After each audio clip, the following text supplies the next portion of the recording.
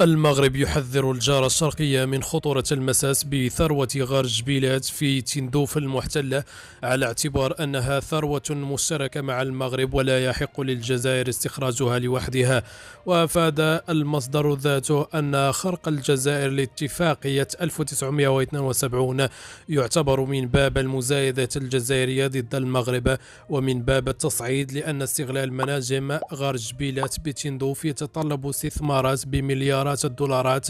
في البنية التحتية والبنية المنجمية، ومن أجل إيصال الطرق المعبدة أو السكك الحديدية للمنجمة. وهذا مستعصي على الحكومة الجزائرية في الوقت الراهن بسبب تخبطها في أزمات سياسية واقتصادية واجتماعية خانقة. وبالتالي فإشهار هذه الورقة ضد المغرب يدخل في إطار حملة تصعيد وتسميم العلاقات ما بين المغرب والجزائر في اتجاه الدفع نحو مزيد من